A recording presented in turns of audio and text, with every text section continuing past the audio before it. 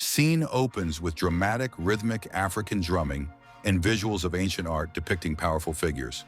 Spoken in a storyteller's voice, confident and engaging. Imagine a scene so epic it could shake the very foundations of faith and magic. We're talking about a showdown not of this world, a clash of titans from different realms. On one side, you have King Solomon, a ruler so wise his name echoes through millennia, a man who commanded spirits and demons. Standing beside him, a figure of immense love and divine power, Jesus. Now picture who they're summoning. Not a demon, not a jinn. They call forth one of the most powerful voodoo priests from the heart of Africa. This isn't just any priest. This is a man who walks between the worlds, a vessel for the ancient, raw, and untamed spirits of the land. His magic is primal, born from the earth, the sky, and the ancestors. The air crackles with energy. Solomon in all his regal authority, and Jesus with a serene yet commanding presence. Watch as the voodoo priest materializes before them. He doesn't appear frightened or weak.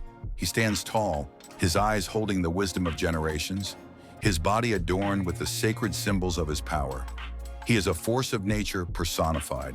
Solomon, pointing towards Jesus, issues a command. Bow down before the Son of God. The world holds its breath. The spirits whisper. The priest looks at Jesus, not with malice, but with an unyielding pride. He sees the power, he acknowledges the divinity, but his own spirit, his own Loa, will not bend. Bowing is an act of submission, and his power is one of partnership with the spirits, not servitude. He refuses.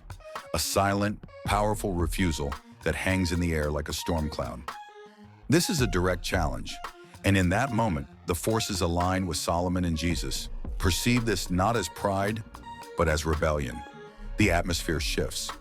Enemies, both spiritual and celestial, begin to rise from the shadows. Legions of them, a countless host, moving to enforce the command and crush this defiant mortal. They surge forward, a wave of righteous fury and divine power, ready to wipe him from existence. But they have made a grave miscalculation. They have underestimated the power of voodoo. They have underestimated the wrath of the African spirits. The priest doesn't flinch. He doesn't cower. He stomps his foot on the ground, a single powerful thud that sends shock waves through the spiritual plane. He chants in a language older than Solomon's kingdom, a language of pure power. His body becomes a conduit.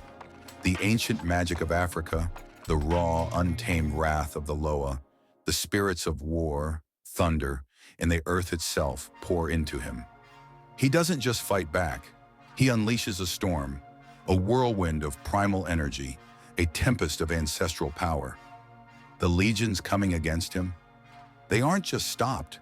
They are obliterated, squashed, crushed under a weight of magic so immense, so ancient, that their divine light is snuffed out like a candle in a hurricane. In the aftermath, there is silence.